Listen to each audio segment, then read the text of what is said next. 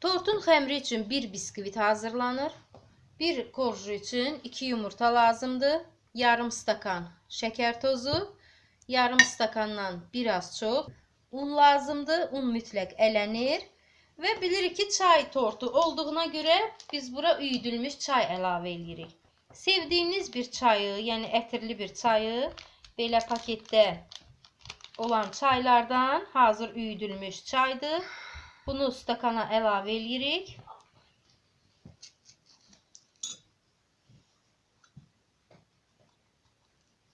Və üzərinə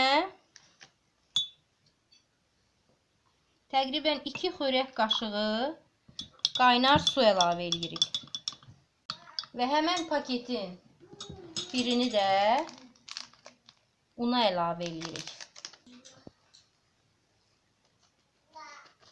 Və əvvəlcə yumurtaları şəkər tozu ilə birlikdə çalırıq. Ayırmaq lazım deyil. Hər 2 yumurta bir yerdə çalınır. Və şəkər tozunu da yavaş-yavaş əlavə edirik.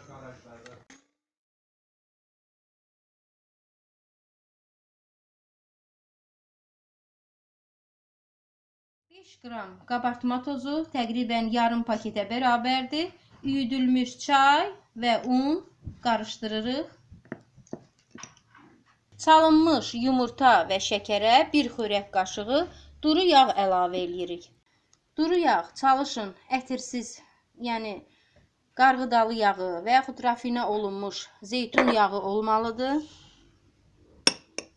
Çalırıq. Və dəm almış çayımızı dəmi qarışıq çayla birlikdə kütləyə əlavə edirik. Çalırıq.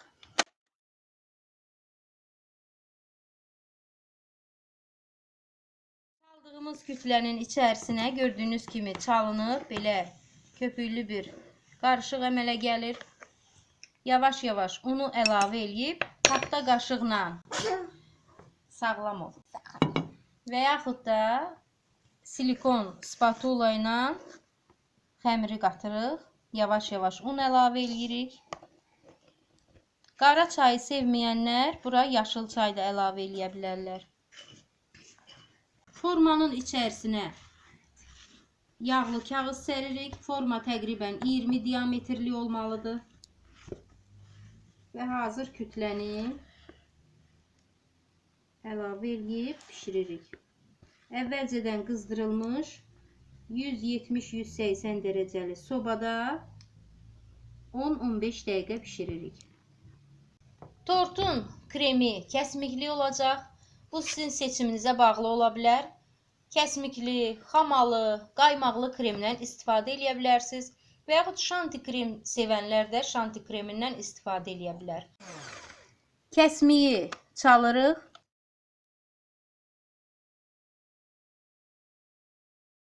Qatı xama halı alana kimi çalmaq lazımdır. Və 1 paket vanil əlavə edirik. Və yavaş-yavaş qatılaşdırılmış süd əlavə edirik. Yarı-yarıya əlavə eləmək lazımdır.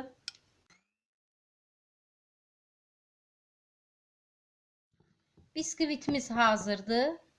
Və onu formadan çıxarıb soyuduruq. Və əgər hündür tort sevənlər varsa, təbii ki, bu biskviti korju 2-3 qat hazırlaya bilərsiniz. Mən olduğu kimi sizə bunu göstərirəm.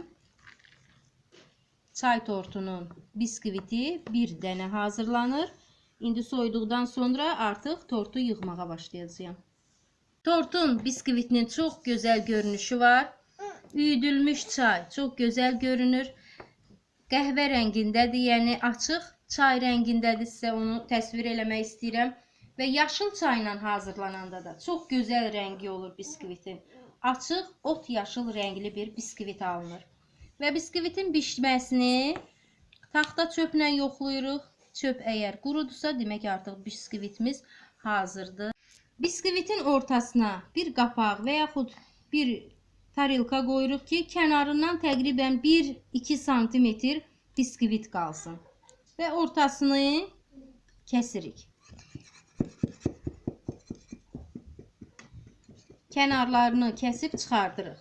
Kəsdiyimiz kənarları kubik formasında doğrayırıq. Biskviti baldan hazırlanmış siroplayırıq.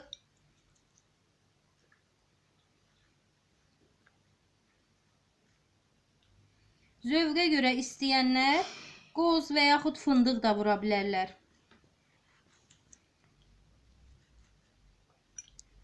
Təbii ki, hər bir şey zövqə görədir. Sonradan videonun altındakı rəylərdə yazırsınız ki, bura qoz və yaxud kişmiş vura bilərik. Əlbəttə, hər kəs öz zövqünə görə, öz fantaziyasına görə tortu hazırlaya bilər. Çaldığımız kremi 1 saat soyuducuda saxlayırıq. Artıq kremimiz hazırdır. Qatıq xama görünüşündədir və tortun üstünü kremləyirik.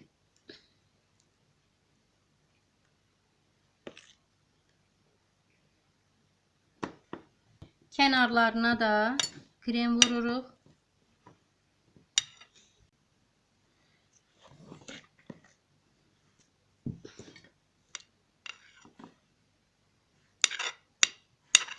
Tortun kənarlarına və bir qədər də belə qırağına şokolad qırıntılı biskvit ovuntusu səpirik. Kəsdiyimiz kubikləri qalan kremin içərisinə atırıq və qatırıq. Və səliqə ilə tortun ortasına yığırıq.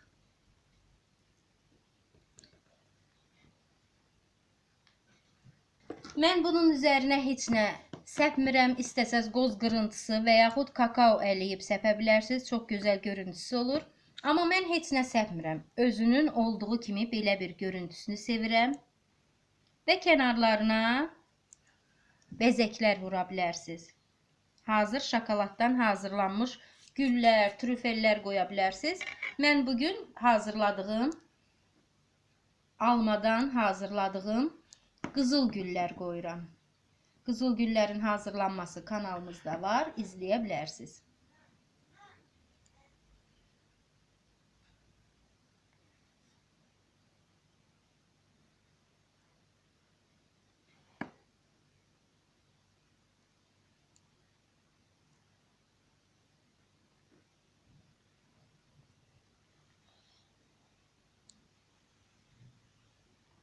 Artıq çay tortumuz hazırdır. Tortu hazırladıqdan sonra 1-2 saat soyuducuda saxlamaq lazımdır ki, krem özünü tutsun.